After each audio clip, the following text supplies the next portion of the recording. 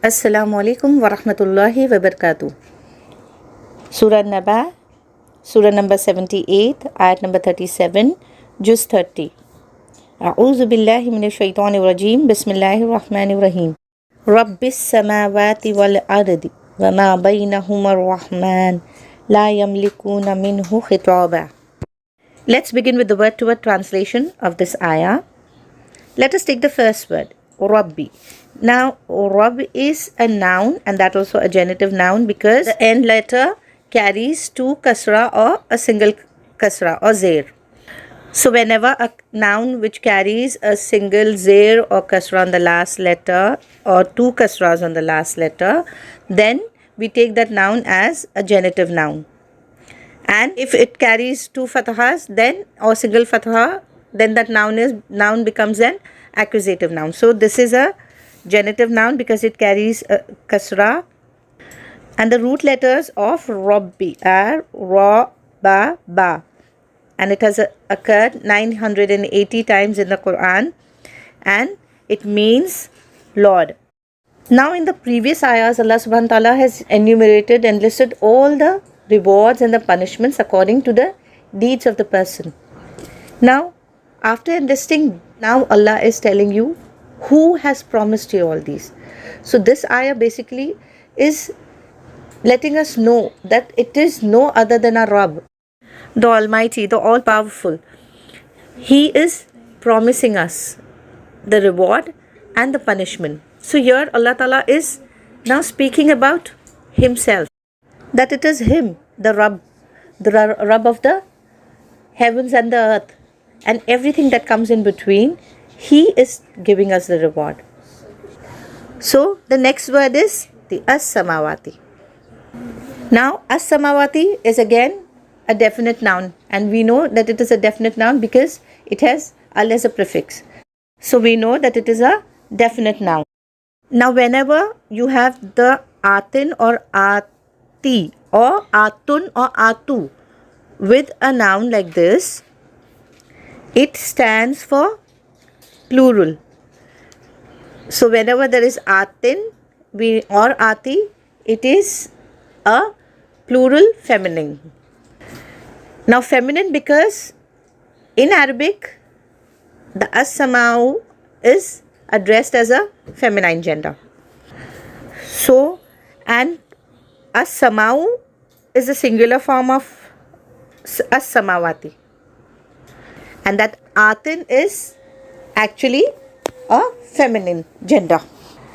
Now the root letters of as-samau are Sin, Mim, Waw, and it has appeared in the Quran 493 times, and it means skies or heavens. So here Allah Ta'ala is speaking about not one but many heavens. Let us take the next word, wal ard. Now wal ard, again it is comprised of two words. Wa is, as we have learnt earlier, it's and it is a coordinating conjunction, and ard is, al ard is the earth.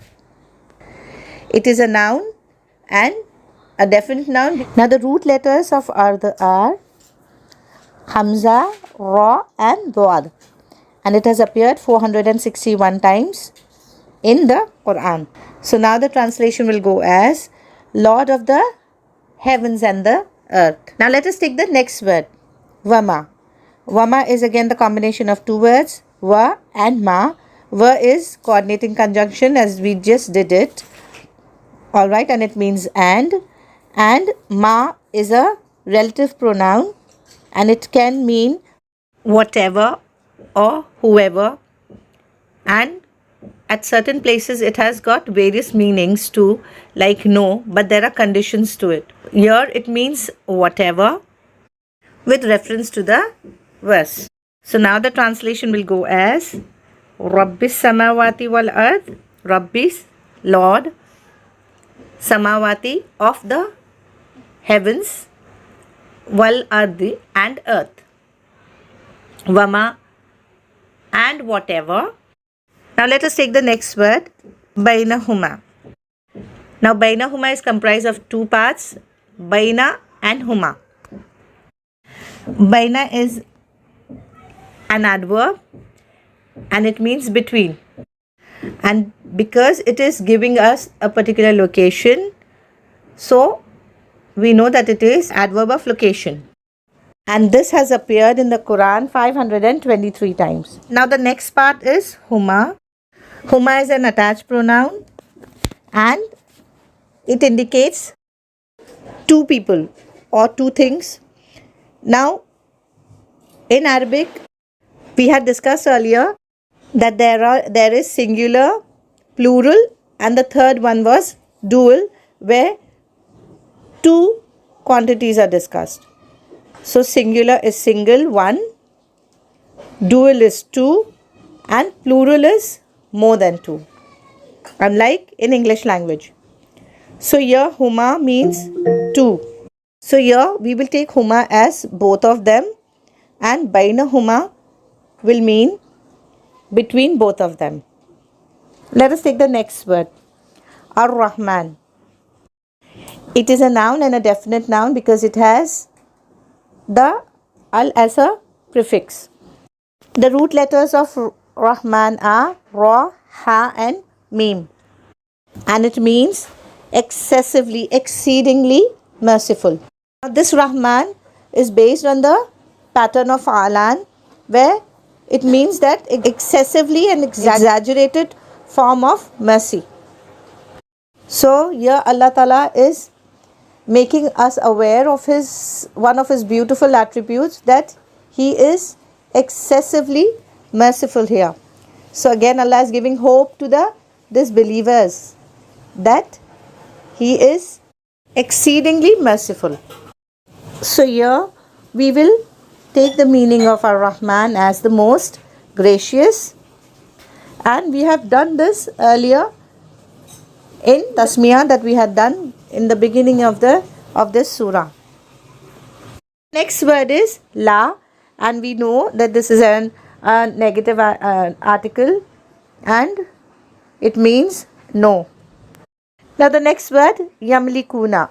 Now looking at the word, we can see that it is made of three parts, that is Ya, Malak and Una. Now looking at the word, we can make out that this is an imperfect tense because it begins with Ya of Yatan, which means they or he. Then Ta is you, Alif is I, and Noon is we. Now here if you see the latter half, that is the third part. So the third part, Una, indicates that it is a plural form. Alright, so now the Ya will not be he but they. Okay, and the Una means all. So if you take Ya and Una, it becomes they all. Now let us take the middle part, which is Malak. Now the root letters of Malaka are Mim, Lam, Kaf, and it has appeared in the Quran 206 times, and it means someone who has power or authority. So the translation will go as Yamlikuna is, if we put it together properly, is they all have power. Okay, take the next word, Minhu. Minhu, again it is comprised of two parts, min and hu. Min means it is a preposition and it means from, and hu, we know that it is an attached pronoun and it means, like we did for the previous one, huma, it was for both, hu is for singular. So from him. Now here this him is spoken about for Allah subhanahu wa ta'ala. Okay, so they will not have power from him, from Allah subhanahu wa ta'ala. Let us take the next word, Khitaba. The root letters of Khitaba are Kha, To, Ba, and it means to address, to talk or to speak, and it has appeared in the divine book 12 times.